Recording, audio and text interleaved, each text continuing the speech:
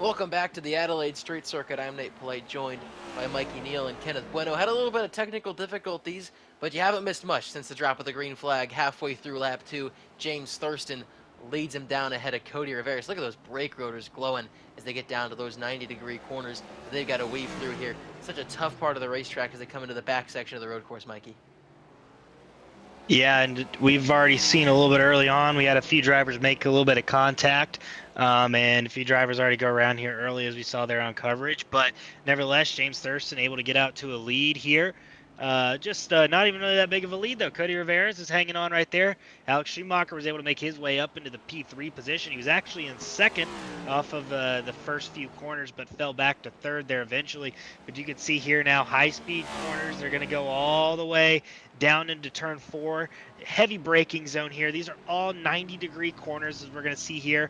Turn 4 is very slow, and now you got to go slow through this entire section into turn 5, and then we're going to have another 90-degree corner here. Turn 6 is a heavy corner here to the right, and then the last 90-degree corner in this section is going to be turn 7, and you can see James Thurston, his brake rotors are glowing bright like you said, and he's going to go off turn 7, and this is going to be the highest speed part of the track here as they really get up to almost 160 miles per hour going through this section before they hit turn 8, and these cars are going fast right now. But I think it's just amazing how heavy these cars can brake. I mean, you can see the brake rotors. These things are really set up to brake hard going into the corners. You see Cody Rivera's swing out ride right there, but it's pretty unbelievable so far that we've been able to have such a clean race here early on, as we're going to go on board with Cody Rivera as he takes his Ford Mustang around turn 11 and 12 onto the final corner. And it's such an interesting racetrack. Right here where they're going through is pretty much a purpose-built racetrack. You see the curbs built up there, the grandstands. It's kind of embedded into a park. But this is a street circuit, and that's what the back half of the circuit is. They take to lap 4 James Thurston out in front of this race, and it's such a difficult racetrack because, number one, that front chicane, the center chicane as it's called, you see how much they cut off turn 2. You can't cut off too much because, as we talked about in the pre-race show, that's going to get you a penalty, a 1-second slowdown that you got to make up over the next 30 seconds. Drivers talked all week about how they were going to be able to navigate that if they cut it a little too much. You mentioned pre-race, Mikey, that you can just shave that time off ever so slightly, corner by corner, as you work through these 90-degree corners. But another thing of note, Stephen Maggio, one of the stars of this series and one of the stars of iRacing, won a road course race on Monday in the KBRN Truck Series at Mexico. He was talking about, just before the race, how difficult this track is. The rear end, he said, he wants to slip out from under him, and he's locking up everywhere. As heavy of the braking zones as you got to go into, easy to lock up on the front end and dive a little too far into the corner. And similarly enough, you're going slow in these sharp corners. You see the lockup there from Trafari as he slides off the racetrack right there.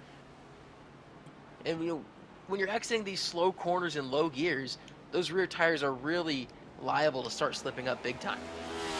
Yeah, as we see there at the top of the screen, that is turn 1 and 2, the kind of that S section. If you go too far off the right, you will get a 1-second slowdown, and these drivers have 30 seconds to give up that time. And basically what you could do the next few corners is just drive a little bit slower to lose it.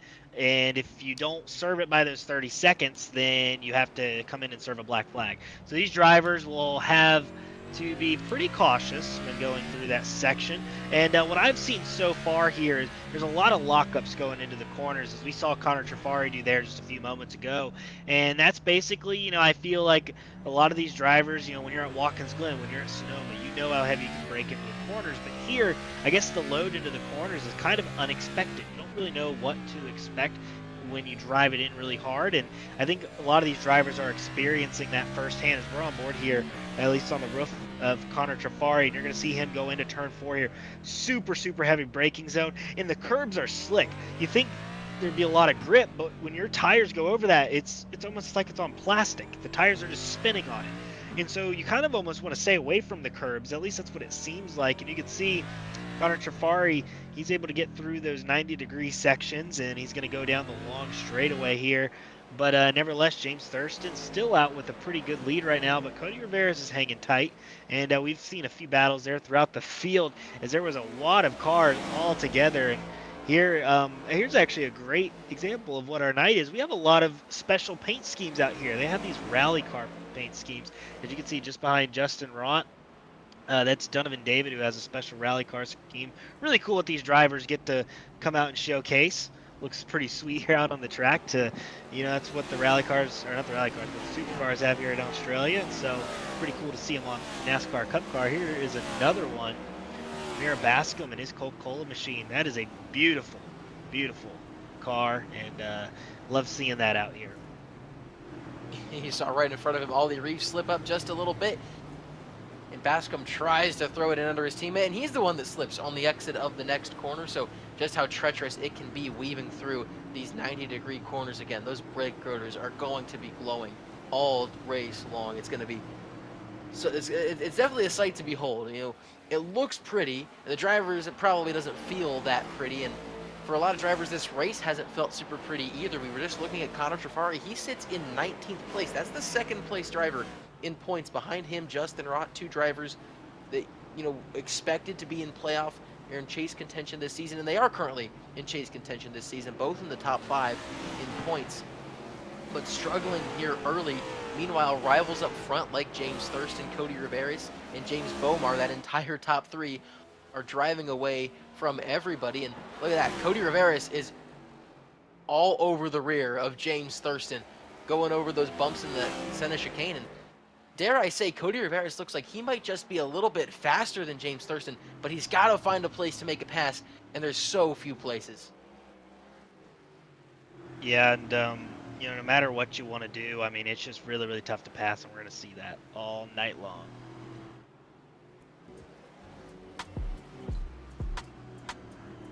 This is James Thurston. He's just so dominant on these road courses. This is Portland a season ago, won that race, and that kicked off a stretch of 3 consecutive road course races. Truly the road course ace, the SVG of the SAAC Cup Series, if you will, Mikey. Yeah, absolutely tremendous.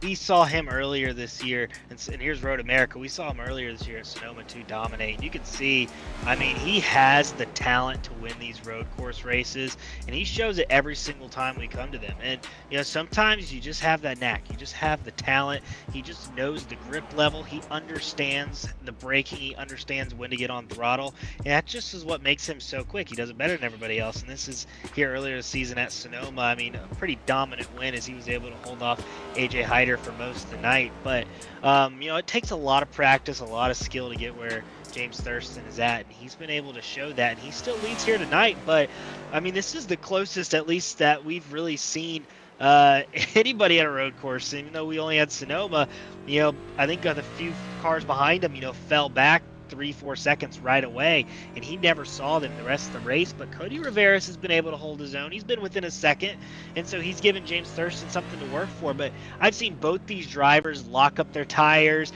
They're both sliding around, and so I can tell you it's pretty fun to drive. I bet these guys are having a blast with it. And you can see there he's going to try to break the draft, but now he's up to almost probably about an 8 to 10 car length lead now over Cody Riveras. This is the biggest that gap has been all night. You can see him getting to the wall. I think he actually hit the inside wall first, and then he hit the outside wall, and you can see Cody Riveras able to close that gap right back up. And once you go down into turn 9, it looks a little like they get super, super close, but that gap is still probably around, a second. It's just because when they go down the long straightaway, they're carrying more speed. And so maybe understanding that, second gap, it'll go a little bit longer on the long back straightaway, but then they'll close right back up once we get to these close corners here. But James Thurston able to hold on to the lead. I don't see any damage on that machine, but he did tap the wall there twice, and so that could maybe upset the balance of that car. But nevertheless, Cody Riveras has another opportunity here to maybe see if he can try to make a move. He's doing a really good job of managing that gap, and it's what he does so well. 3 straight road course wins, all of them from the pole, and 4 of 5 on road courses in his SAAC Cup Series career. The one race that he didn't win, he finished second after starting in 11th, so still not too shabby of a day at the office for James Thurston. He keeps Cody Riveras in his rearview mirror, but Riveras is going to be hunting that same mistake that Thurston made last time by going through turn 8. Looking a little deeper in the field, that's Michael Walls getting chased down by Declan George. This is a special race for Declan George. Kind of a homecoming sort of race, if you will. Not often that any iRacing NASCAR series heads to Australia in any capacity, so he's certainly thrilled to be back here in the land down under. He's chasing down Michael Walls. Declan George, a driver that has not been in, chase contention. He sits 42 points back at the cut line, but a good race really from getting in there. And the driver he's chasing down is someone that wants a good race in this series, period, because he's had horrible luck in the SAAC Cup Series this season. That's Micah Walls, and it's been the one outlier for his 2026 iRacing campaign. Has been, a bit of a struggle for him in the SAAC Cup Series. He hasn't struggled anywhere else, and donning, of course, the LSU paint scheme. LSU is rooting interest in college sports.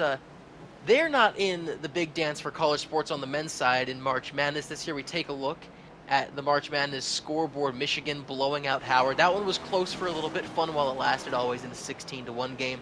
But while we were talking here, VCU finished a huge comeback against North Carolina. They trailed big time at half, ended up coming back to win 82-78. Oh, we got a spinner, Connor Trafari, coming out of the final corner.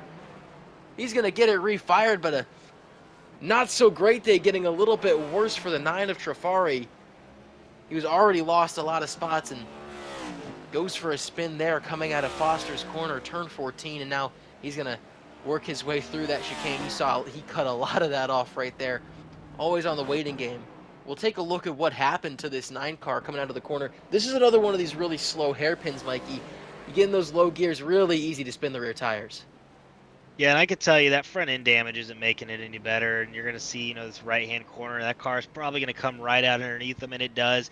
All that is just you're really hugging the wheel right there, turning right, and you get on the throttle just a tad too much. And the second that left rear kind of pushes out from underneath you, there's nothing you can do. But I know we've been watching this battle for the lead here, but we've also had a pretty good battle for third with James Bomar and Larry Miles on track. They've been going at it too, and Larry Miles, one of those drivers that's on the cut line, he's really trying to make up some points tonight, and that 30 machine has been pretty bad quick, and he's been all over James Bomar. As you can see here heading into turn 4, he's been really quick tonight. He's going to look to make a move, but you can see he's wheel hopping, and basically what wheel hopping is he's almost locking up the front tires, and so you're just bouncing up and down, and you lose grip when the tires come off the track. But you can see he is really quick through these slower corners, and that's where he's been able to make up a lot of time. And you can see he's going to exit wide here. He's going to try to get a run, but it looks like Bomar is able to get a pretty good run off of that corner. We'll see maybe if he's going to try to make a move here into turn 9, but Larry Miles having a very solid night, and in a night when you would need it. We talked in the pre-race show about if you're on the cut line, this could be a race where you could make up some points, and he's doing that tonight. And if you're Larry Miles here, though, big picture, you got to keep the car straight. And I know you really want to pass the car in front of you, but at some point, he might just ride and see if Bomar makes a mistake in front of him and then take advantage of it. So a good race here for third place, though, as we go on. And for Miles, he's +6 on the cut line, sitting in that 16th position, last one in to the Eliminator chase, and kind of having a bit of a banner day here in Adelaide, running right up on the rear bumper of the 20 of James Bomar, last week's winner and the current points leader. Nothing to sniff at, and definitely not something that he wants to throw away in any capacity. A lot of space on the racetrack after Christopher Robinson, who sits behind him. Oh, here he goes. He's going to dive it up the inside of Bomar. He wants that position going into 4. Almost leaning on each other slideways is Bomar, and Miles going to try to hang it around the outside. Can't quite get it done. They're both slipping and sliding. Christopher Robinson sees these two fighting, and he's going to get right into the mix now.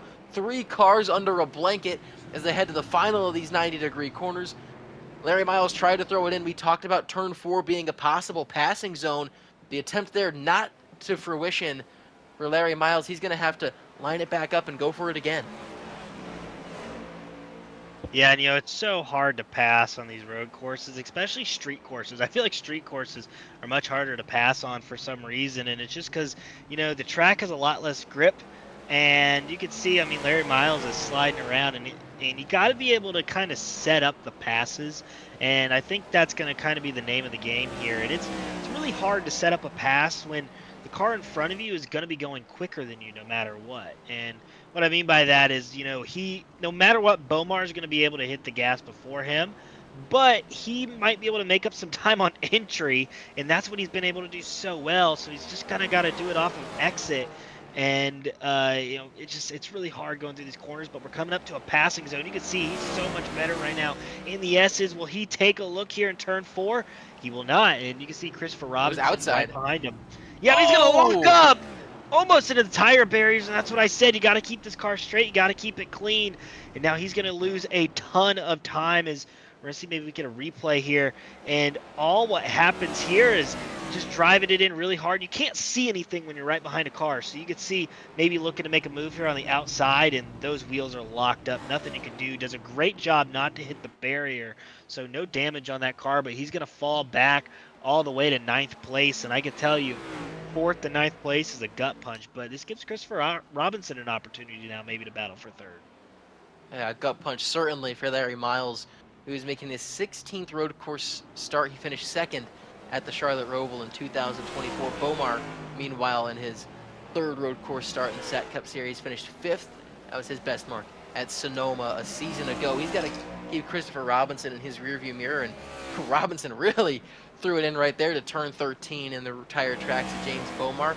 Stephen Maggio, he's making up some pretty good pace as well. He started creeping into the back of the frame. He's closed up on Amir Bascombe just a little bit with Jonathan Juergensmeyer in his rearview mirror. And then there is Larry Miles again. You mentioned he fell all the way to the 9th position. But all this battling is happening well beyond the dust of our 2 leaders who have just checked out from the field. Stephen Maggio, he's got a little damage there on the right front side of the nose, and possibly hindering him just a little bit. But in all these slow corners, look at how much he just closes in. A little bit of a lockup there. We see that so often, those lockups into the corners. We saw it with Larry Miles. We saw it a little bit with Stephen Maggio. How are you going to be able to try to limit those, Mikey, when this track kind of demands that you throw the car into corners? Yeah, so I think it actually really comes down to an option that the drivers have to change. So if y'all have never raced on iRacing before, with the Cup car, you can actually change what we call master cylinders. And your master cylinders can determine, how much brake is going to be. I don't really know a good way to explain it, but it basically determines the braking and how much braking force is going to be in the front and the rear tires. And so these drivers have the option to change that. And usually a lot of drivers at road courses will run 1 and 1, and then they'll run a brake bias around 50. But some people like it lower. So if you have a lower brake bias, you might be able to drive it in harder, but to the expense of maybe having the car step around earlier. You might get looser and spin. And so there could be a lot of those factors. And I think, a lot of these drivers are really able to kind of perfect what MCs and what brake biases they like to run. And I think that's kind of the number one key to success here, is having the correct combination and feeling comfortable. And that's just by getting a lot of laps in. And obviously a track like Adelaide is a track that we don't go to a lot. So it's something new, I think, for all these drivers. But nevertheless, they're able to kind of come out here and give us a pretty good show. And I think really, though, it's kind of a comfortability thing as well. I mean, these drivers, if you could kind of see there in the background, there's numbers on the wall, and that kind of gives you braking points. Some drivers might be braking at 50 meters, but some drivers might be braking at 25.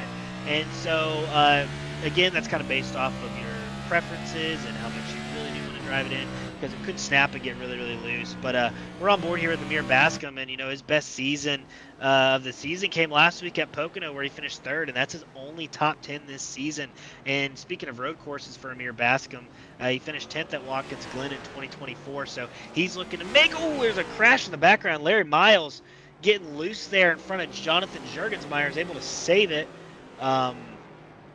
But pretty loose there off of turn 9. But Amir Bascombe, though, again, he's been able to rebound pretty well tonight, running really solid, looking to get his best career road course finish. You can see he just overshoots the corner, and then he gets over top of that curb, and it just kind of it makes the car unsettled and just kind of turns you around. But he lets off the gas and hits the brake, and that's what you got to do in these cars to stop him from spinning. Yeah, mounted the curb, kind of hopped over it. Definitely not a comfortable feeling in the car. Juergensmeyer got back by him after Miles had put the spot around Juergensmeyer, trying to climb his way back to the field. Just made his job a little bit tougher. He's actually now a lap down. Looks like he might have come to pit road. Out front, it's still these two under a blanket. James Thurston leading, Cody Riveras, and they're pretty far removed from everybody else. How about 18 seconds clear of 3rd place? It's a phenomenal show from these two, and we see often at road courses one driver drive away, but when it's two drivers that pull away from the rest of the field, it really is a testament to how good those drivers are, because it's not like these guys have just been cruising on a Sunday drive. They have been challenging one another this entire race, and all over Thurston has been Cody Rivera. As we get back now to Bascombe and Maggio. Oh, we got a spinner. That's Brad Sawinski in the upside down 28 right in front of those two that we were just talking about. We know that may look like an 82. That is Brad Sawinski's 28. He's taken the Australian theme to the extreme, not only with the green and yellow colors that Australian athletics often have associated with them, but by turning his entire paint scheme upside down. You know, we are in the land down under after all, and Larry Miles pulled it into the garage, called it a race after that last mistake, Mikey, and that's going to have a really big impact on the point situation. Came into this race +6, and we were talking about him running in third. Maybe it's the commentator's curse that we put on him on accident, but he ends up out of the race and in the garage. Yeah, and it looked like he had a little damage, so my guess is that he hit the wall and he kind of bent out the toe a little bit, and that kind of really hurt his race. But you see Devin Frank here running 10th right now, trying to get Michael Walls. Michael Walls actually just got I'm pretty sure he just got a penalty right before this. He shot through the sand in the S's, and so he had to kind of give up some time, and Devin Frank able to close up. And I really quickly wanted to point out that when Brad Sawinski was getting lapped, he actually spun out in front of the leaders, and Cody Rivera's fell about a second back from James Thurston. And Cody Rivera has been able to make up that ground, and he is now only 3/10 behind him. As you can see, he is catching back up to James Thurston, so James Thurston not able to shake him off. As you can see, Michael Walls dead sideways off of turn 10 there, and he has a few cars there ahead of him for position 2. Jonathan Juergensmeyer, one of them, is having a very solid night himself. Separated there between Brad Sawinski, but Brad Sawinski's going around again, and he's going to slide up the track, and he's going to be able to stay out of the way, but that's going to kind of close up Michael Walls here. You can see Michael Walls is going to look to the inside, not going to get it, and we have a battle also for the lead. A lot of action going here at Adelaide right now, as they're going to go into turn 8 here, only about 2 car lengths back. Will he be there to make a move into turn 9? I don't think he's going to be quite there. And, you know, it's so hard because you're sitting behind him and you're like, I just am going to wait for him to make a mistake. But then you got to remember, it's James Thurston. He doesn't make a lot of mistakes. And so, but he's been able to stay there right on him the entire race. And that's what you got to do. And you got to somehow pressure him into a mistake. And nevertheless, we have pit stops coming up probably in the next 10 or so laps, and maybe even a little bit less than that. And so maybe Cody Rivera, by short pitting, might be able to overtake James Thurston, but we'll be able to see here a little bit later on. A lot of action going on right now. Yeah, it's one thing we haven't mentioned, the pit stops. This is a one-stop race, so presumably around lap 25, but the undercut obviously in play, as it always is on road courses, and that could be why Cody Rivera is being so patient. It could also be he knows how much time he has from where he runs right now to the driver in third place. Really no reason to jeopardize anything. We've seen what happens. He might just be waiting for that mistake from James Thurston. But let's bring back the boss man and the mastermind behind getting this broadcast back on the rails. Kenneth Bueno, glad you could be back with us.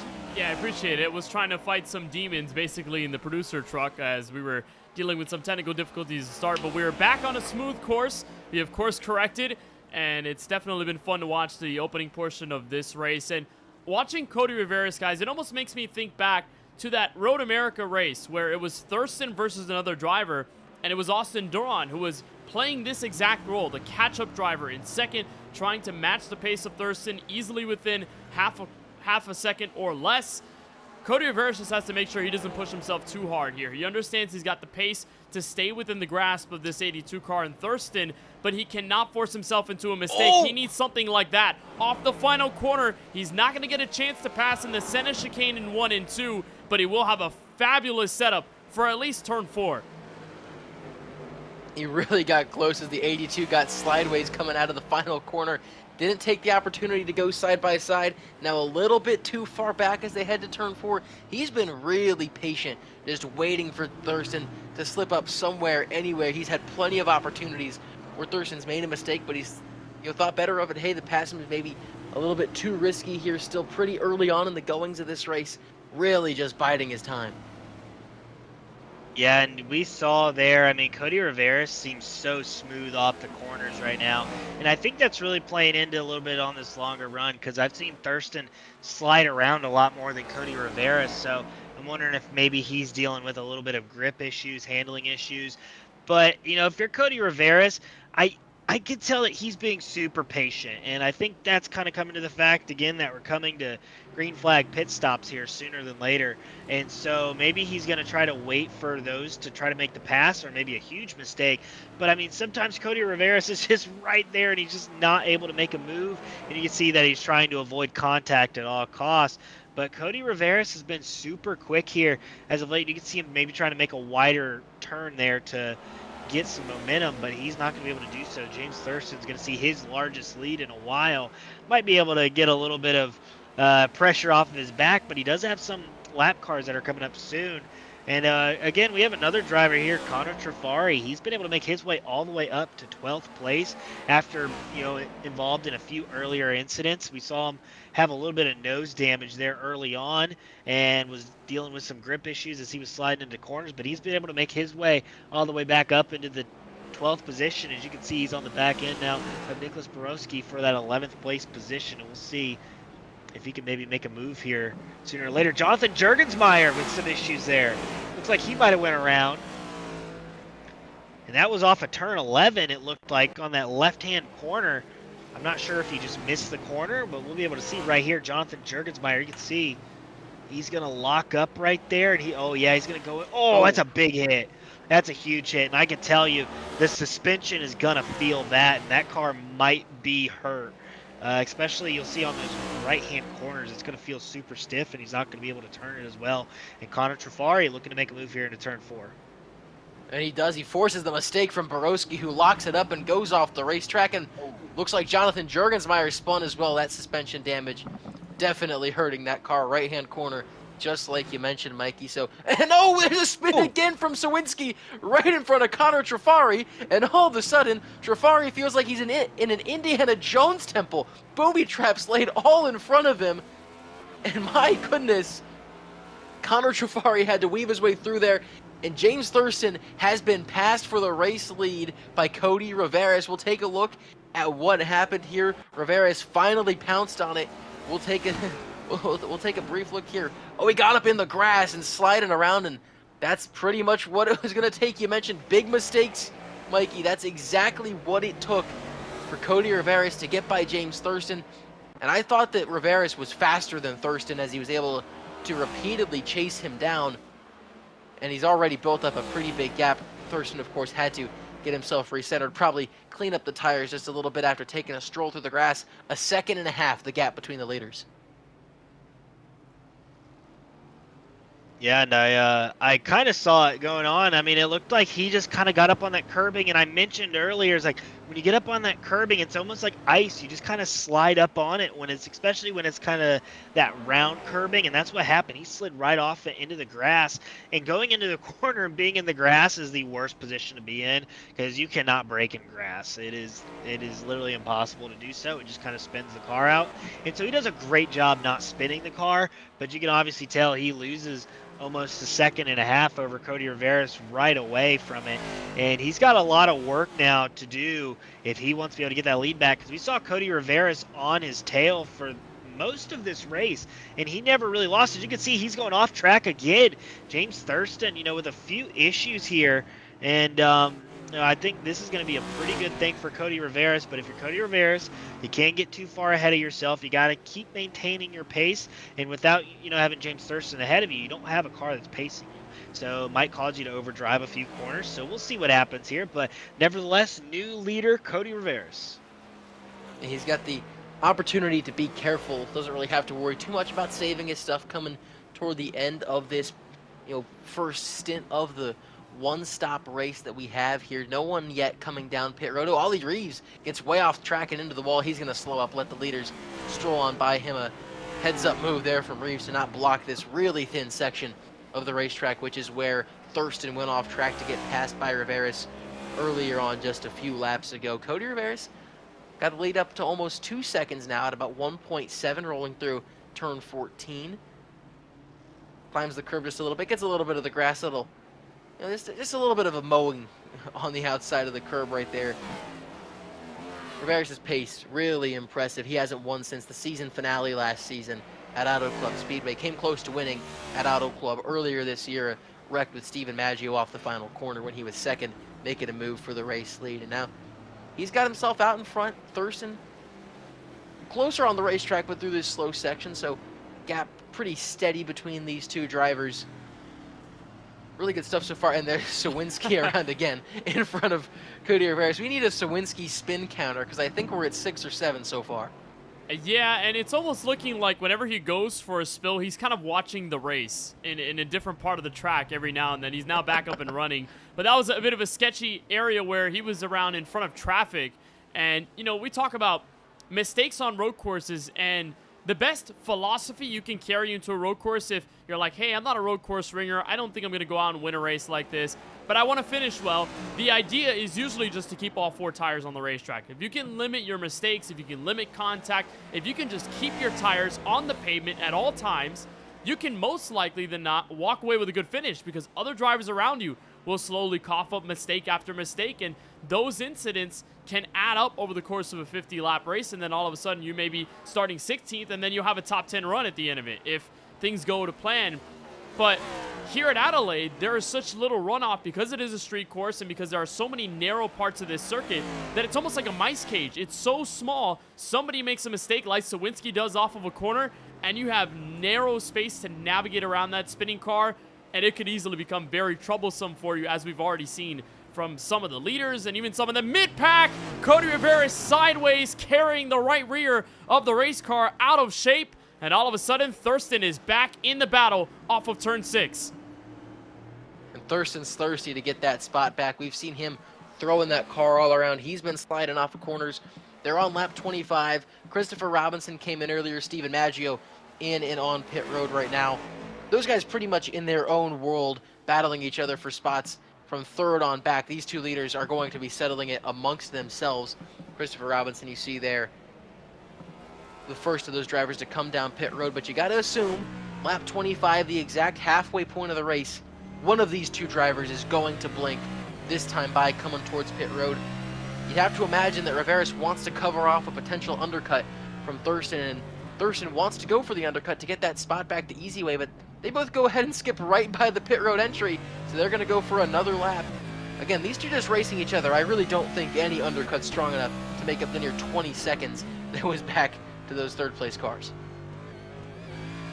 Yeah, you know, we had a pretty good battle going on for fourth on back. I think Schumacher, Bomar, and Steven Maggio were all under a blanket there. But Maggio took the undercut, and he took the first pit stop out of everyone. And, you know, by pitting with, 26 laps to go, you're going to run more laps on your second stint of tires. And so some drivers like that, just to kind of get that extra track position by running a faster lap early. Some drivers like to stay out as long as they can and, try to keep good tires for the rest of the race. And I would say the ideal way is to split it half and half, especially here, and go at 25 to go. But both leaders decide not to. I would not be surprised if we see maybe our leaders come down next time by, because, I would say that you would want to undercut. James Thurston looking for the lead here underneath Cody Riveras, and he's going to get it.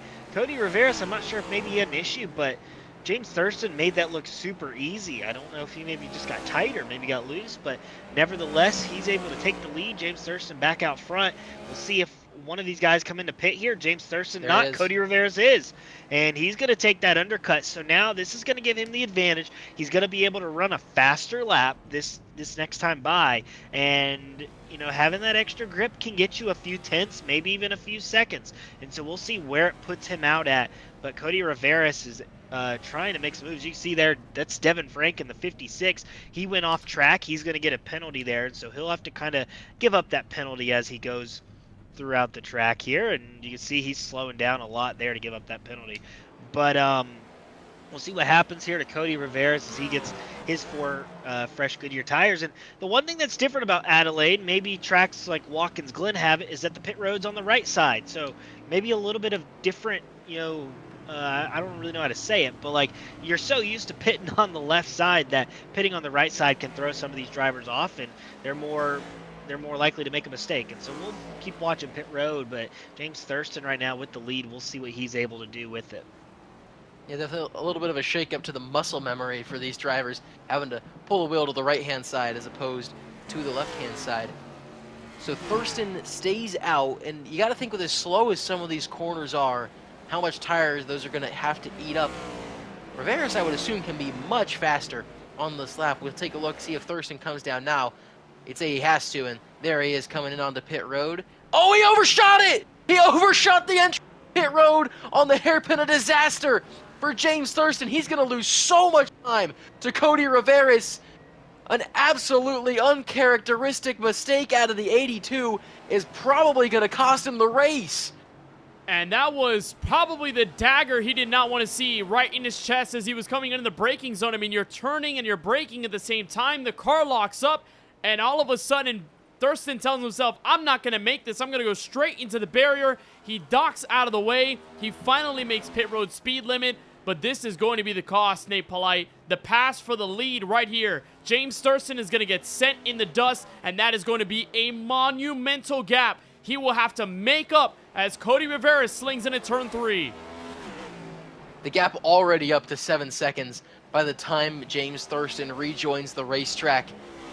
It's going to be a tall task for James Thurston to gain that much time on a car that was just about equally as quick, if not quicker, for the majority of that run. So for Cody Riveras, he doesn't even have to push anymore. It's just don't make mistakes, don't give up. What probably ends up at about 9 or 10 seconds by the time everyone's fully up to speed. We'll see when they swing by on the ticker right here. And those tires still have to heat up a little bit for James Thurston. It's 8.5 seconds is the gap right now. We'll see if it grows any more on this lap. So mistake-free for Cody Riveras has got to be the name of the game. You have an 8.5 second lead. You can use all of it, because it doesn't matter if you win by 8.5 seconds or if Thurston brings it all the way down within 1. He just has to manage that gap. Yeah, and I think I brought it up. I told you that pit road is different here, especially because in at our NASCAR tracks and even at our road courses, we don't really have a track where our pit road is like a 90-degree turn right away. And so, sometimes you overshoot it just a tiny bit, and that's all he did. And, going into that wall will hurt you, and he lost 7 seconds because of it. And that gap is up to over 8.5 seconds now. So, James Thurston maybe also, not only did he overshoot his box, he might also have a little bit of damage from getting in the wall. And he was no worse for wear, though, able to get it back going. And, he had such a big gap to third place that he should be able to settle in second. But not what he wanted to do, especially after running such a good race. I can tell you as a driver, it is so frustrating when your mistake is pit road related and it has nothing to do with the actual racing aspect. And I can tell you he's going to be in the back of his head for that one. But Cody Riveras, I can tell you, he's playing as a huge hit to the wall there. That was Devin Frank in the 56 machine as we saw him racing with Connor Trafari. He just slammed the wall with that right side, and same thing that Jonathan Juergensmeyer did. And I can tell you, just even slight contact to the wall can really break the toe, and he's going to have a hard time on right-hand corners now because every time he tries to turn right, that wheel's just kind of wobble a little bit, and he's going to lose a lot of grip. As we're going to get the KBR and replay up here to show that hit maybe. But I can tell you, it really, really hurts the car, and you're not going to lose tenths, you're going to lose seconds. You're going to see Devin Frank here. This is going into 11, overshoots it, is loose, and he honestly gets pretty lucky that he almost slides and slams it rather than hitting it almost right front first, because that would really break the car.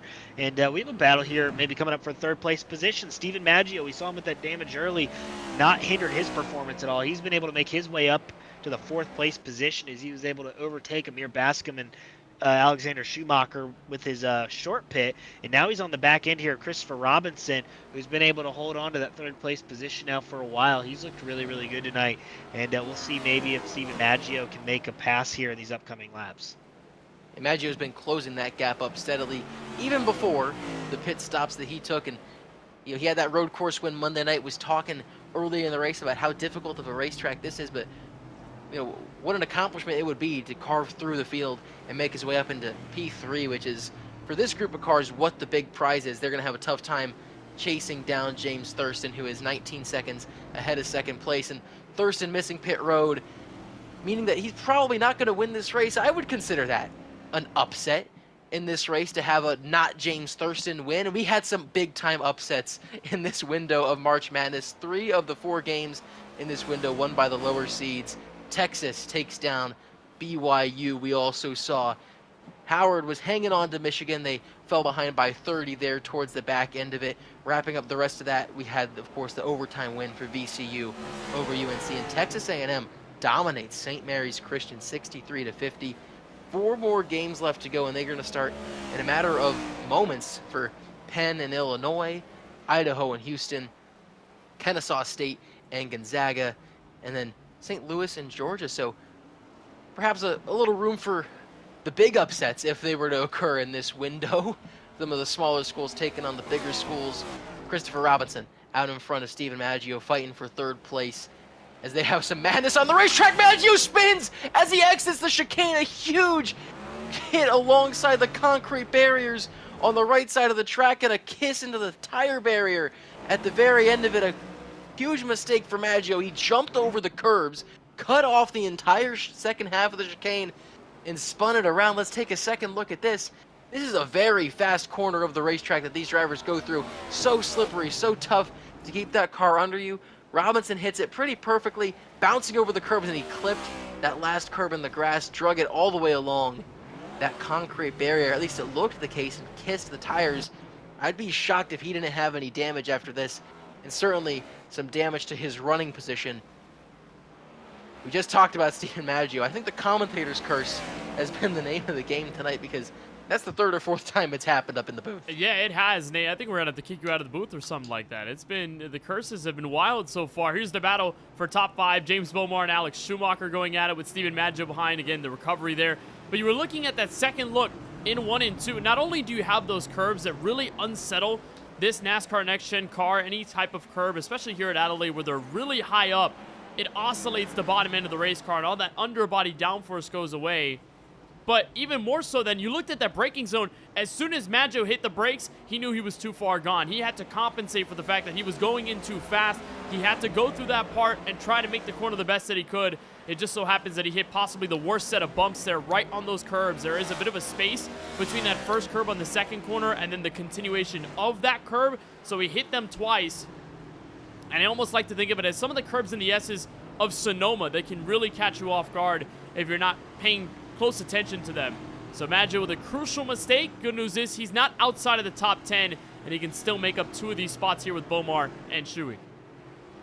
Yeah, still pretty close in proximity to them, and certainly faster if there's no damage on that race car, which pace-wise it seems he's fine. So it looked like he skidded it along that concrete wall, but he might have just been an inch or 2, a pixel maybe, away from hitting that barrier, and no harm, no foul outside of the lazy spin that it's a little kiss into the tire barriers. We go on board with Alexander Schumacher. He's put up a pretty nice race today. Very quiet race for Shuey, but been in the top 10 pretty much the entire duration of this one. And, you know, I guess I shouldn't say what I was about to say given the track record I've had tonight on the commentator's curse, so I'll put that one back into my pocket. But taking a look at that top, we've lapped all the way up to the 10th position in this race. The leaders really putting on a clinic, and it's Cody Riveras, who still has about 10 seconds, I think it's up to now, over James Thurston.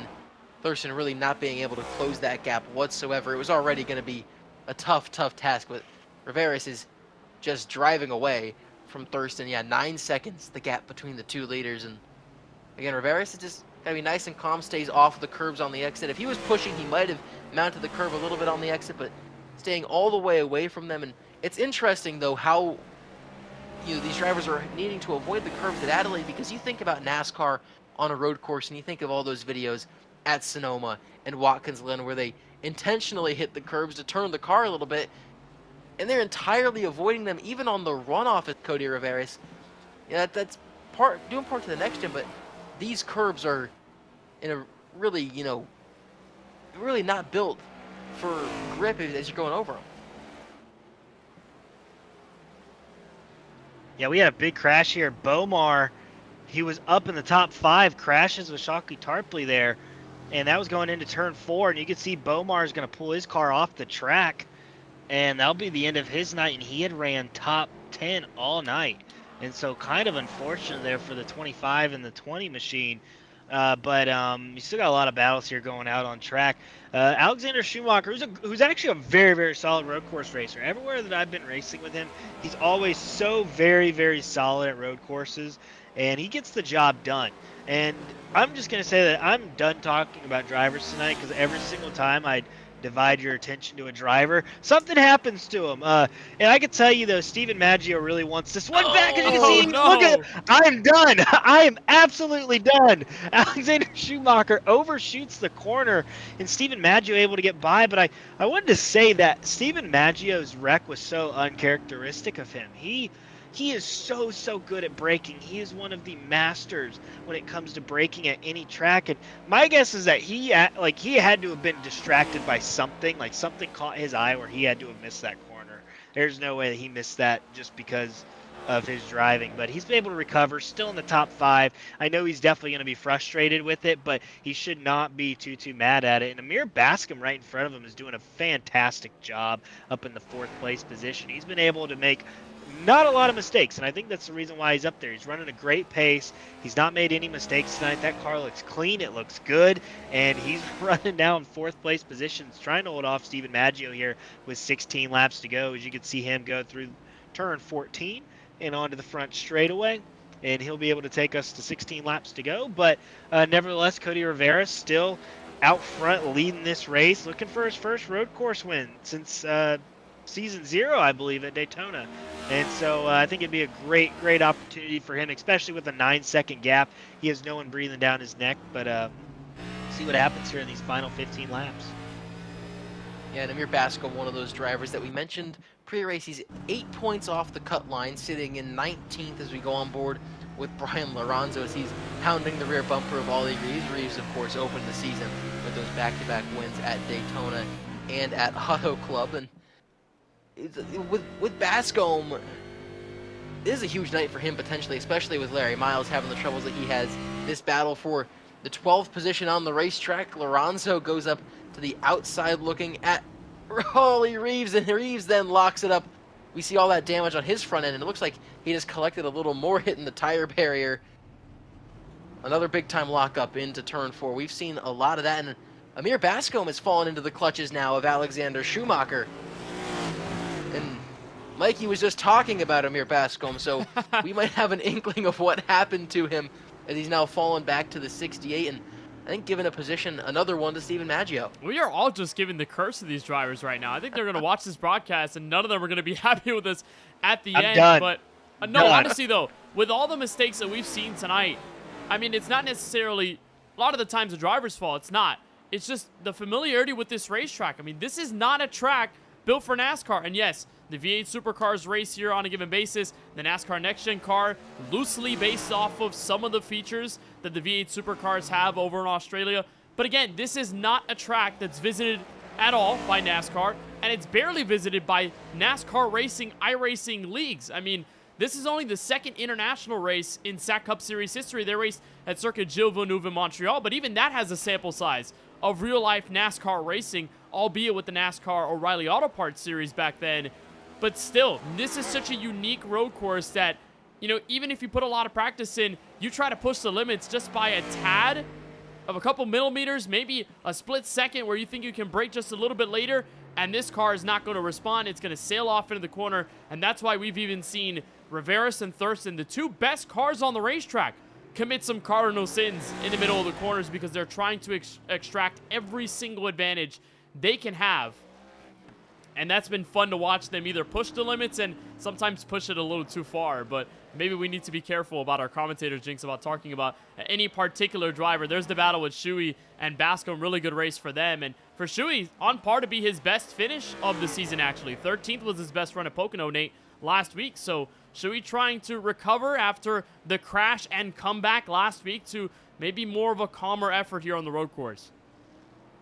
Yeah, he's really been able to keep things buttoned up there outside of just, you know, here and there, you know, a slight mistake as is natural on this racetrack, which the drivers aren't super familiar with, and these cars don't belong on, quite frankly. And I talk about that. I think every time I think I talked about it when we saw this race on the schedule announced. I love it when we take these cars to places that they don't belong because it lends itself to the chaos that we've seen in this race tonight. We saw it. I remember back last season, the KBRN Truck Series went to Canada, and just earlier this week at Mexico. Not cars that are built to race on road courses, and certainly not street courses quite like this, but it always puts on a good show. And I think Cody Riveras might have heard about what's been going on in the booth and how everyone is starting to make mistakes at this point in the race, because he backed the pace way off that last lap. Thurston a second and a half quicker last time by 13 laps to go. Not sure if that's going to be a major thing as we see Bascom go off in front of Alexander Schumacher, so Shuey's able to close in just a little bit. He might have a chance in turn 14. We'll take a look here. He's going to go for it down the inside. Why not give it a try? Bascom gives him the lane, riding the curb is Shuey, but he can't get the power down on the exit. Bascom holds position ahead of the 68. But Riveras lost about a second and a half of his lead to Thurston, a lap or two, lap and a half ago. Not sure if it was a mistake, not sure if he was back in the pace-off, but Thurston just took another big chunk. That gap now down to 6.5 seconds. Is it possible that Riveras might have burnt this stuff up, or is he maybe really just tiptoeing it? Well, Thurston does have fresher tires by a lap, and so maybe that might be his advantage right now, is just able to have a little bit fresher tires. They're sticking a little bit better right now. But now, getting within 7 seconds, James Thurston's on the same straightaway as Cody Riveras, and so he could see him now. We'll be able to see what happens here, but I just don't think there's enough time. 12 laps to make up that much time with these cars is just so tough, especially when you're running very, very similar laps. And James Thurston, he might be able to run a few good laps, but we've also seen Cody Riveras run a lot of good laps as well. And so I don't, unless he makes a huge mistake, which I think Cody Riveras just has to avoid, I don't know if we'll be able to see that gap shrink at all. But as of right now, one driver who's looking to make forward is Alex Schumacher, and he's been all over Amir Bascom. We've seen him try to make a move in 14, but you got to be able to get the run off the corner and get underneath him early if you can, but it's just so hard at this track, especially at street courses.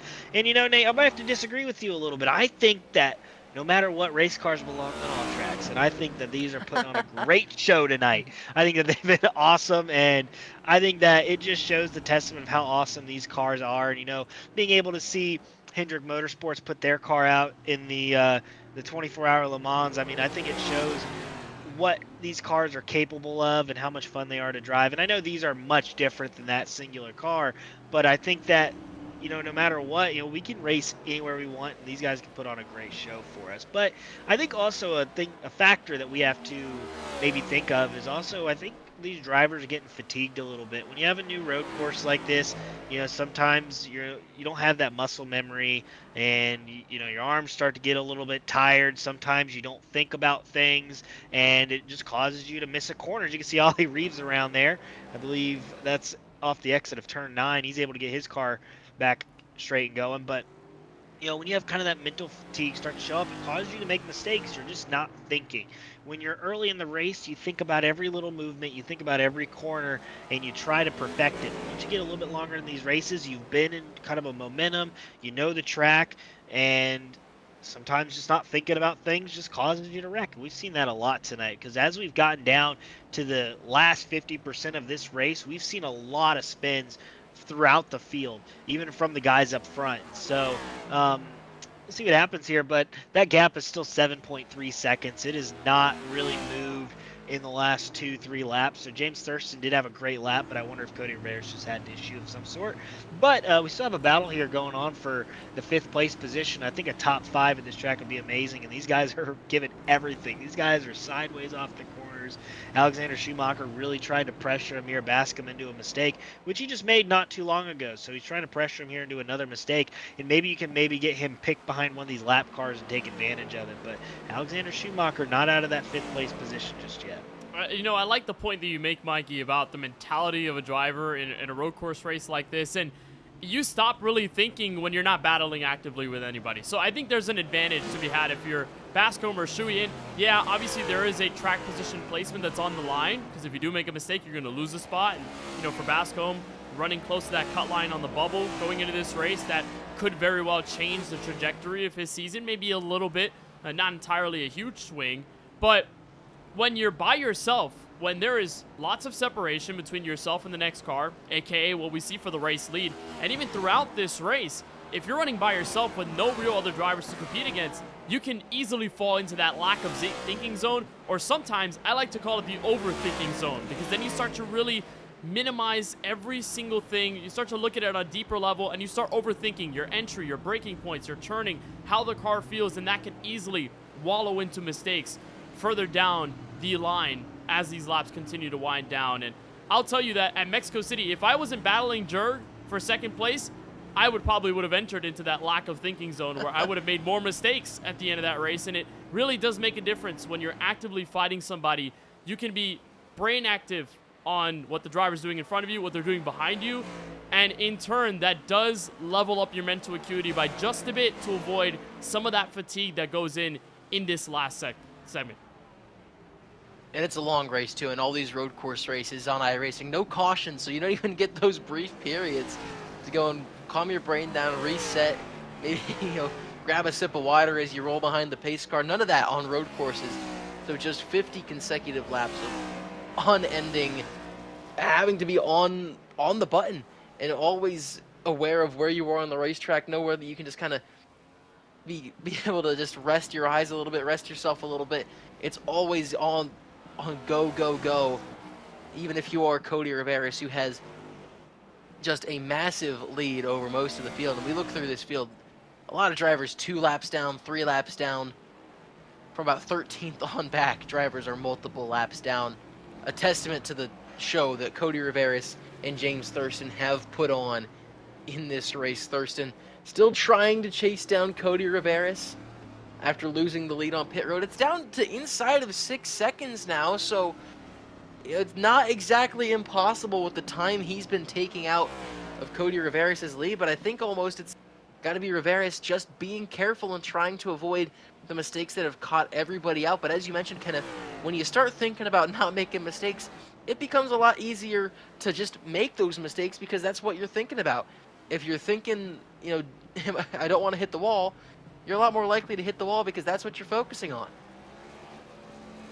Yeah, and as a driver, I mean, it really depends on where, at what track. There's a lot of tracks where these drivers feel super, super comfortable.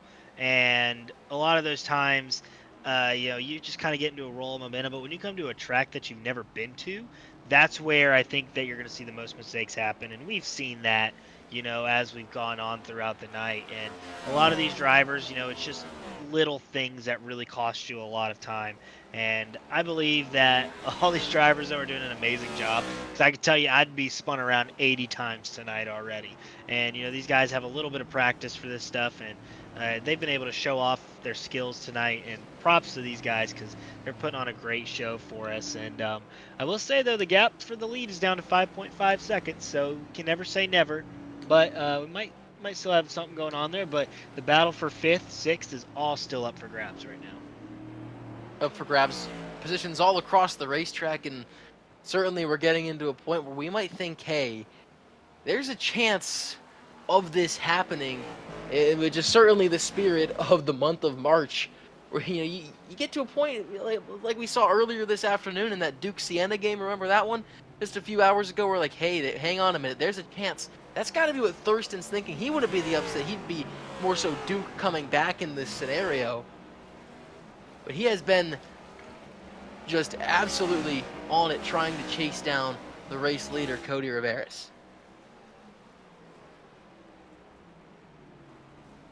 Yeah, it's been a chasing effort for James Thurston. And I mean, he's cut it down to 5 seconds. You got to give him credit with 7 laps to go. And there could very well still be a chance for Thurston if Riveras has more mistakes down the line, which we've seen mistakes out of both of them. So it's not like either of them are immortal to the difficulties of racing here at Adelaide. There's a mistake from Thurston running wide in the same place that he gave up the lead in earlier in tonight's affair. And it's still plausible, but I think Riveras has built up such a gap off of that one pit road mistake from Thurston that he can kind of just sail on. He's had the pace all night long. He's had good enough pace, and there's a driver going around. That is Amir Bascombe. That was the fight for 5th place, and he's going to drop 2. I mean, those mistakes could easily hit any one of the top running 2 right now, but Riveros needs to continue to keep his head on the swivel here with 5 to go. He absolutely does this. No mistakes and keep it in control of this race. This Cody Riveros, and that's been the name of the game all race long through this second stint after those pit stops. Yeah, we saw Amir Bascombe go around there. He just got loose off of, I believe that was turn 5, and not a spot that we've seen a lot of drivers spin around at, and he just kind of went around there, and he lost 5th place to Schumacher. But I really quickly wanted to point out Connor Trafari up to 6th place. Pretty impressive night for him, but I think that we're going to go a little bit through the field here. So, Nate, I'm going to send it to you. You got some stuff here on Cody Riveros. Yeah, 23 laps led. I mean, what more can you say about the race that he's put on from Adelaide? The league owner put Adelaide on the calendar, and I guess we can see why he wanted to be there. Certainly that he has put on a show out. He battled James Thurston, took the lead from him under green before surrendering it, before making his green flag pit stop, and then took advantage of Thurston's pit road mistake to take this lead and drive away by the gap now back up just beyond 6.5 seconds. Cody Riveros in the catbird seat. Yeah, 2nd place right now, James Thurston. He led 21 laps tonight. We saw him make that mistake on pit road. In this league, they call him the SVG of the league. A lot of people can't see it out there, but his iRacing name is James Thurston 3, so I'm going to call him JT3. JT3, he's been able to run some really good laps tonight, has fallen off a tiny bit since that pit road mistake, but he's been able to slowly kind of catch Cody. I don't know if he'll have enough laps left, but nevertheless, another impressive performance from this 82 machine, as we're going to go check on 3rd place.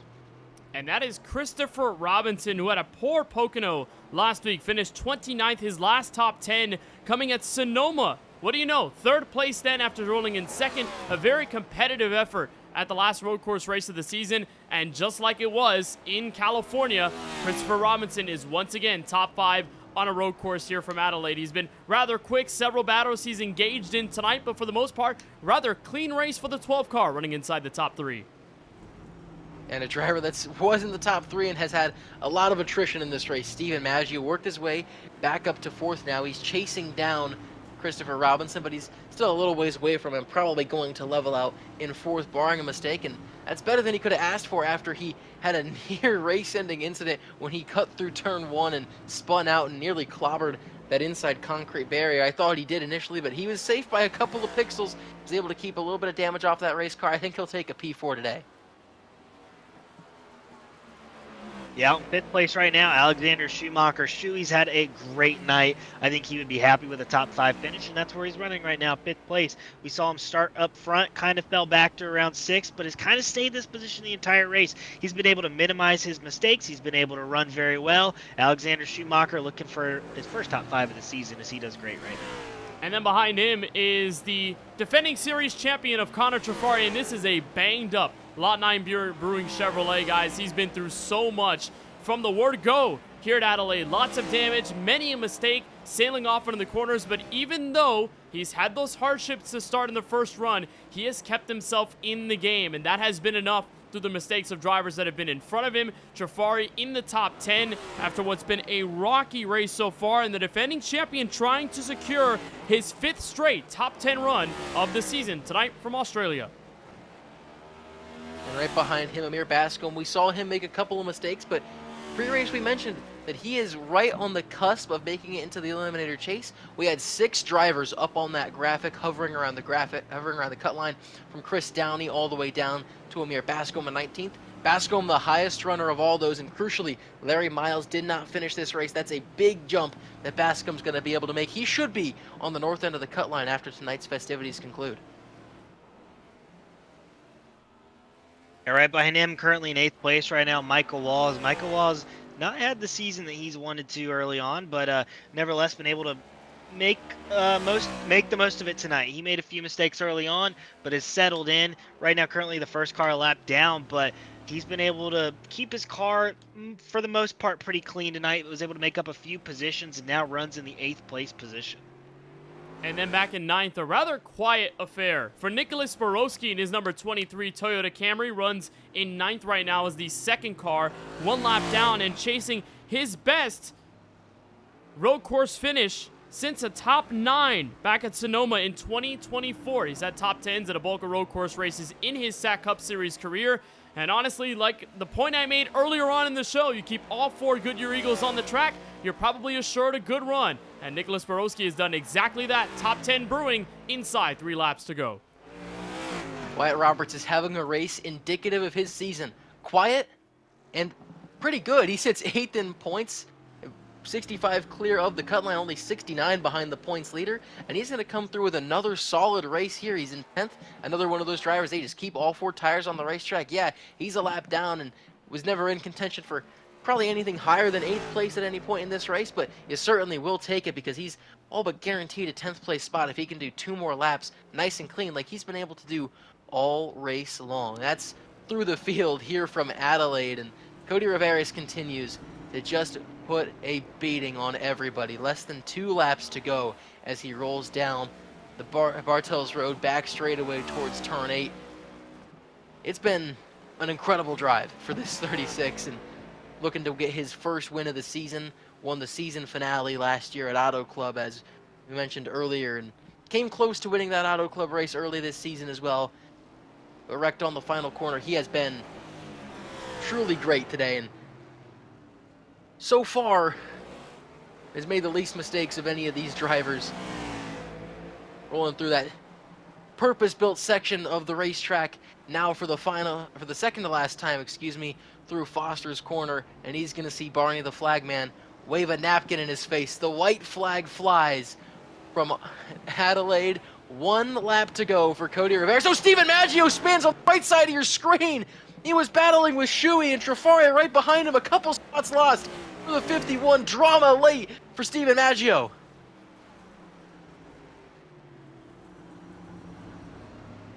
Yeah, he was battling there with Schumacher, went around, slight contact, just enough to send his machine around. Alexander Schumacher up to 4th place. As the battle's now on for 6th. Stephen Maggio and Amir Bascom battle on. They continue to battle, and that's all well behind our race leader, Cody Riveras. What drama that was for those guys on the right side of your screen, and they're almost about to be put a lap down by Cody Riveras, and it feels like they might just have that happen to them if they're going to keep on battling as they roll through that 9, 10, 11 section. And Riveras is working his way through turn 9 right now as we speak. Oh, another spin and slide. That's Fidel Fabian spinning around going through that corner. What a drive from Cody Riveras. He took the lead naturally from James Thurston under the green flag, ended up giving it back before he came to pit road a lap sooner. The undercut was probably going to be enough for him, but it definitely was helped by a mistake from James Thurston as he entered pit road. Out of turn 4, crack open the Fosters, get a Vegemite sandwich. Cody Riveras wins in the land down under.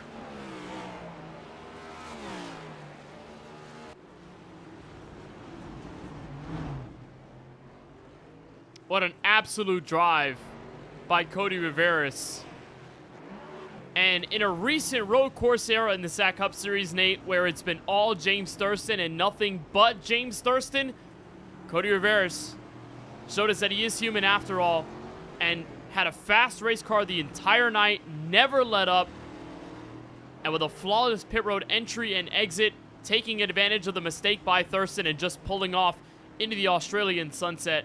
A fantastic put-together drive by Cody Riveras to get his first win of the season. Well done. He did a great job tonight. I was going to say he did a great job tonight, and he made the least amount of mistakes, and that's what gets you to win at these road course races. And I bet that he thought that he had a great chance to win tonight, or at least battle for it, and he did a fantastic job. And I bet this is going to be a very happy Cody Riveras joining the booth with us here shortly, because I bet he's super excited about that finish. Not only does he get to visit Victory Lane, he gets to visit Victory Lane in what is essentially a clean and unbanged up race car. Yeah, he had a mistake here and there, maybe go wide a couple of times over the course of the race, but certainly made the fewest mistakes. And That's the way to be fastest when you're running around these strange and unfamiliar road courses. His first win since Auto Club in the season finale last year, and this is a win that I think puts him firmly into title contention, and it's already been a pretty topsy-turvy kind of season, especially compared to what we saw last year.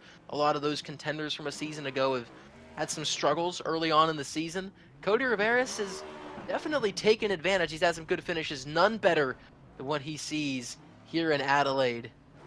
There's a man at work in the land down under. He's burned it down a couple of times, and now he's finally going to head to the home stretch and do a couple more loops for everybody right in front of the crowd as he goes to Paul's setup shop victory lane, and then finally gets a ding on the car as he tags that concrete barrier. Dual burnouts with Declan George as well here on the front stretch in Australia. Well, it doesn't matter anymore. He can have a dirty race car now after the celebrations. And think about the way he's put together this campaign on a streak of top 10s. You know, we think back to Auto Club Speedway, a chance to go back-to-back in SoCal and crashing off turn 4 with Steven Maggio. I mean, that was the chance for the win taken away in a matter of a split second. And he hadn't been able to get that close yet over the course of the campaign. And tonight, I mean, he just shows us that when he has the clean air, when he has the lead, and when he has the perfect level of conditions, Cody Riveras can be an absolute contender. And he did that exactly here tonight in a great fashion. Yeah, hey, what do you say, Cody Riveras? He just had it on lock tonight. And I know he was up there battling with James Thurston, but you could tell when he was behind James, he just looked so calm, cool, collected, and he was able to really hold his car in his line that he wanted to run. And, you know, with 2 consecutive 4th place finishes, I bet this win just feels absolutely awesome. Take a look at the unofficial results. Everyone else finally comes to the finish plenty after Cody Riveras wins this race. Second, James Thurston, 5.8 seconds behind, was not able to close that gap nearly enough after the mistake. Coming to pit road, Christopher Robinson, another great run on a road course just like he had at Sonoma, finishes 3rd. Connor Trafari, in the most beat-up car on the racetrack, finishes 4th. Somehow worked his way through the field. Amir Bascombe comes home in 5th, a big points day for him. Steven Maggio had some attrition he had to go through. He comes home in P6, all in all, a good day for him. Same for Alexander Schumacher, who's 1 lap down in 7th place. That's the kind of performance we saw at the front of this field. 8th place is Micah Walls. He was on the bottom side of the cut line as well coming into this race, 22 points back. He'll certainly take a good day. Nicholas Borowski and Wyatt Roberts, what a job from those two, keeping the cars clean, coming home in the top 10, rounding it out. Fidel Fabian will finish 11th tonight, able to run a pretty good race just outside the top 10. Brian Lorenzo is going to run 12th tonight. Declan George, the native out here to Australia, is going to finish 13th tonight. Donovan David is going to finish solidly in the top 14. Brad Sawinski, we saw him go around a few times, but he holds on to a 15th place finish tonight. Ollie Reeves will finish 16th. Cotter Zola, 17th place position tonight. Andretti Robinson is going to finish 18th, 11 laps down. Shockey Tarpley, we saw him go around with James Bomar. He'll finish 19th, and James Bomar, respectively, will finish 20th tonight. And back in 21st is Devin Frank. Jonathan Jurgensmeyer had a roughed up race car late in the going. He ends up 22nd. Larry Miles, same deal for him on a points bubble scenario going into this race. He is 23rd. Gabe Cazzola back in 24th. Justin Rott 25th. And Chris Lilly rounds out our 26 car field as he took it into pit lane and into the garage 3 laps into the race. 26 cars came to Adelaide. Not all of them saw the finish, and only 6 of them saw the finish on the lead lap. Mostly a fault for everybody finishing a lap down or more. This man, Cody Riveras, congratulations on a huge win at Adelaide today, Cody. Thanks, guys. This is fantastic. I'm elated. I absolutely love this place. Didn't do a ton of practice for this car, but I used to just belt laps here in the MP44 on a Assetto Corsa. And man, did it pay off. I mean, it's just, James had so much speed, and I'm always hesitant with getting real racy on a street circuit. So I don't know if you guys caught it on the broadcast. But the lap that I pit, I was ahead of him. And James had mentioned that he didn't know where pit entry was because he didn't practice it. So I went deep in the hairpin on purpose to get behind him so that he couldn't see where I was braking for the pit entry. And then a lap later, he messes it up, and I was able to kind of coast in They didn't make it easy. Some of those lap cars wrecked in some bad spots. I got held up a couple times, but it's just is what it is when you're racing on a street circuit and on a road course. But P1, man, I've been driving so good, and to have it rewarded just feels great. That's some impressive racecraft to have the wherewithal, especially in a battle for the race lead with the best road course racer in the series, to go ahead and make that move to kind of trick him a little bit. And you mentioned that you used to rip laps here on Assetto Corsa and in previous games. This track comes on the schedule, and of course, you as the league owner, you have a say in that. Were you expecting that you were going to have a chance to come and win this race, even knowing how good James Thurston is on road courses? Well, I didn't expect necessarily to win. I thought I'd run well. I mean, I have good road course speed. I haven't really shown it over the last couple of seasons. I'm also really I don't do a ton of iRacing outside of the league night, so I've been prone to making the big mistake in my road course races. So tonight the big focus was just be able to run quick laps to get myself a good track position for the start, but also understand how to just get around the track without hemorrhaging lap time, but being able to comfortably keep it on there. I mean, this track, I don't know if you guys did any laps or put any cars on track, but there's so many weird bumps and kinks, and the curbs are different, that you could wreck anywhere and everywhere on this thing. The wall's always waiting for you. We got half the field. I don't know if they finished the race. But yeah, so just I forgot what the original question was, man. I'm just excited to have won. Yeah, there we go. And the win, obviously big, but from a season-long perspective as well, a huge points day. You come into the race 7th in points, 24 back of the leader. Looking through the standings right now, Bomar had problems, Reeves had problems, Hyder was not here, Rott had problems. You beat James Thurston head-to-head. So many of these guys ahead of you, not only did you beat them, they had really bad days, so a really big points day for you, establishing yourself as a title contender. Yeah, I wouldn't have expected myself to be in that position, but after the Eliminator chase last season, especially the second half of it, where I showed some real speed, and then this season so far, I mean, I've really surprised myself. Outside of Daytona, where I was in every wreck, I finished top 10, and I've had a car that I felt was capable of winning at a few tracks if a couple of things went my way. I mean, I'm a bounce off the wall away from a win at Auto Club. I think I'm a messed up pit stop away from at least contending at North Wilkesboro. So yeah, I'm going through and putting in the points as we speak. We'll see where it shakes out. But yeah, I mean, also for the team championship, it's super tight between those top 5 teams. And Calaveras, we've been kind of sitting in 5th. We haven't necessarily maximized our points. Just with the top 2 guys scoring, we tend to have one good finisher and then one guy also in a great spot and not able to complete the job. But Chris tonight finishing 3rd is just unbelievable for the team championship. And I'm looking at it, and nobody really had 2 cars in a decent finishing position. I think GOAT is the only other team with 2 top 10s. So great for both championships, and it's great momentum heading into Talladega, the All-Star race, and the mid-season tournament. And before we let you go, Cody, is there anyone that you wanted to thank and shout out for this huge win in Adelaide tonight? Yeah, shout out to iRacing for scanning this track and putting it in the game. I always said as soon as it happened, it was going to be on the schedule. Shout out to the Calaveras boys. Shout out to Larry for putting together the setup for us. And shout out to my parents. I know they're watching at home. So I can't wait to get up. And hopefully that Titleist 36 car can propel us to a win this weekend with the Titleist 36 balls up at Hidden Valley. Thank you so much for joining us, Cody. And congrats again. A huge win tonight from the streets Absolutely. of Adelaide. Thanks, guys. What a drive from that 36. And now we're going to go ahead and bring in the second place finisher, the guy that had the challenge for the 36. Mikey, you are caught up with James Thurston. Yeah, I got the driver of the 82 machine here tonight, James Thurston. You ran a pretty solid race tonight. You led 22 laps there early on, and we saw the mistake.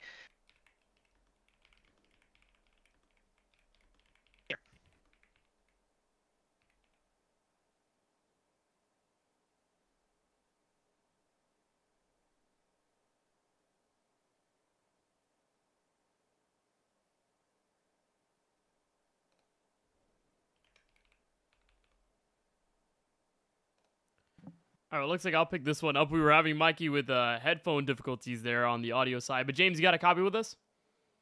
Yep. All right, James. Well, you took the pole. This seemed to be very typical for you at road courses, being the record that you've had coming into tonight's race on 3 straight road course wins. You and Cody having the battle then the mistake entering pit road. What was this race like from your eyes throughout it all? It was a lot. I mean, I don't know this track very well.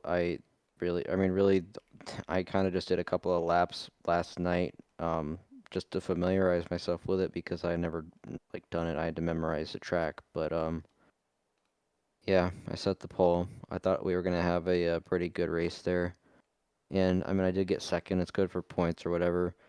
Um, but just for me, I felt like that was a terrible just pace overall. I mean, I think I probably had the pace to win, but I mean, obviously, I got beat just by skill, not really skill, but just by knowledge of the track. I just don't know this track at all. I didn't even practice pitting. I should have practiced pitting.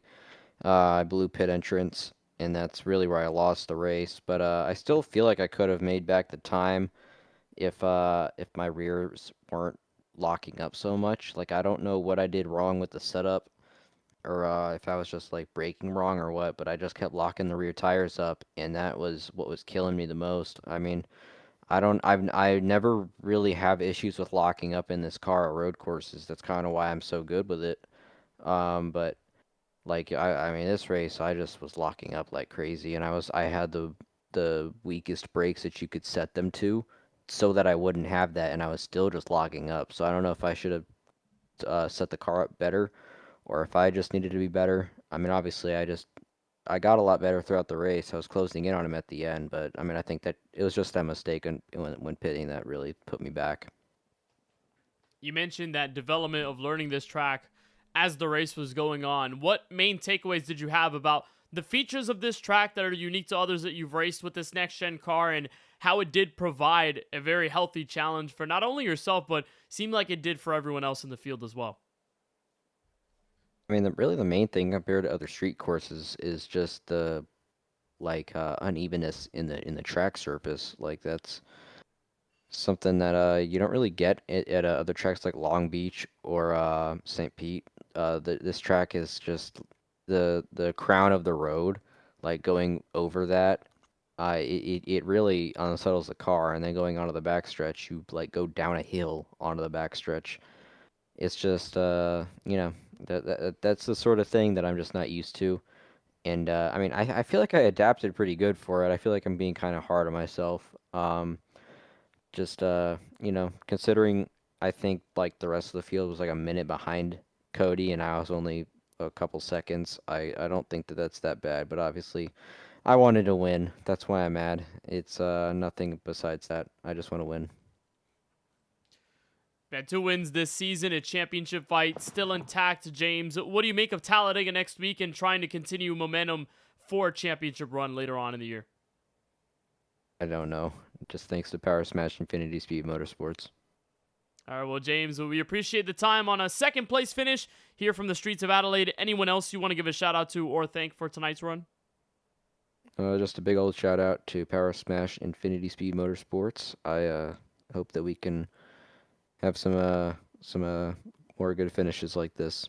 Mount up for a championship. All right, well, James, we very much appreciate the time. Congratulations on the second place run tonight, and we'll see you at the field at Talladega next week. Thank you. That is James Thurston, who runs up second, and you could only imagine if there wasn't that mistake entering pit road, how close this race for the victory would have been between himself and Riveras. But alas, second place for Thurston on an average of 1.5 at road courses this season. That is still very impressive. Mikey, do we have you back this time? I don't know. Can you hear me? Go. There we go. We've got you. Hey. All right. Well, let's give you this third place interview. That's Christopher Robinson up next. All right. Well, Christopher Robinson, you got a copy? I do.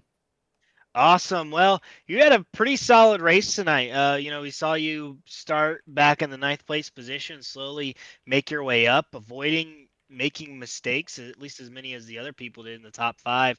We know that you had a rough last 2 weeks at Kentucky and Pocono, at least finish wise, and you're able to rebound here with the top 3. So, tell us about your race a little bit and what you noticed most about coming to this new road course. What I noticed most, so I feel like anybody will tell you, is those damn curbs. Those need to go somewhere. Those are very intense and it'll mess up your whole day real quick. So that was kind of, well, My big thing was to try to avoid those and, obviously turn one, but tire management, honestly. Tire management was my backbone, I feel like here. Same with I'll say it again, like how Sonoma was. I'm not the third fastest car, but I mean, I was the most consistent, I feel, with the tire management and things of that nature. Yeah, and with as you mentioned Sonoma, now you have back-to-back third place finishes at road course. What do you have to do on these road courses to, make positions as the race goes on? You seem to be super, super good at that when it comes down, to, extending, or these extended races. Once you get on past lap 30, lap 40, you seem to be able to make your way forward. What mindset do you have to have as a driver to be able to make up those positions and stay confident in your car while, you're hitting those curbs and things like that? Honestly, just break a slightly bit earlier than the guy in front of me. Like that's kind of what I did all race, and look where it got me. Like I think that was my main thing was kind of just breaking it just a slightly bit before everybody else, lifting a slight bit more than everybody else, and it just stretched it out just that much. Because I don't know if y'all saw, but I mean, I think one of the first people on pit road, and that really hurt me at the end of that run. I don't know if y'all caught that part where I almost lost it, but yeah. Yeah, we definitely saw you and many other cars definitely having a little bit of grip issues, especially as you mentioned, when you hit the curbs, I mean, it's almost just like ice. You just kind of slide up, and depending on the shape of the curb, as you mentioned. And well, as we round out tonight, though, we go on to Talladega next week, and then we have the All-Star race. What are you looking forward to at least carry this momentum, getting on the right side, of the finishing podium this time by? Um, I was just notified actually right before I came here that I'm able to, or I'm qualified for the All-Star race. As of right now, top 12 standing in points. I just broke that top 12 like marker, I guess, and now I'm eligible. So I'm gonna try to at least stay top 12 in points for now. I'm hoping to get a win real soon. It has to come. I know it does. It has to come. I'm not slow. All these guys are fast, but I know it has to come. But yeah. I love the confidence, and if you keep running up front, you'll get it, and you do that every single week. So we know you have some teammates and some friends maybe to thank, and the floor is yours. Yes, I would like to thank Rap Guy, of course, my main sponsor. I would like to thank Calaveras Racing. The team is amazing. Cody, congratulations to him for getting that huge win. He was pumped before we came in here. I heard it. I heard it all. I heard a good part of it, I feel. Super glad that the team got a double podium. That's always a huge thing. We're third in points now. That's also a very big chase. So stay tuned for that, I guess. Congratulations on your third place finish tonight, and we'll see you next week at Talladega, and we will send it back to Nate here. Yeah, thank you, Mikey. And you mentioned it, Talladega, right up next on the docket after that, the All-Star race from the Music City. And then we get started on SAAC's own bracket. Mid-Season Madness gets going April 2nd from the Bristol Motor Speedway before the next road course at Circuit of the Americas. Guys, don't blink, because in a little over a month, we're going to be closing out the regular season at Phoenix Raceway. April 23rd, we'll get the Dirt Derby and then the Eliminator Chase. 6 races to go crown a champion, already more than halfway through the regular season. What are your guys' thoughts after this race and after 7 races in the books? Well, so far it's been really fun, Nate. I mean, Mikey, I know you can attest to it as well. The great racing that we've had across the board.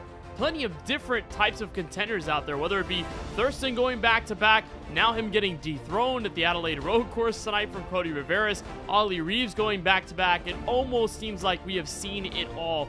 And even in the guise of the winners so far this season, Mikey, I mean, there have been so many great battles across drivers that are now putting themselves in championship form. So once we get to that Mid-Season Madness tournament, it is going to get kind of wacky.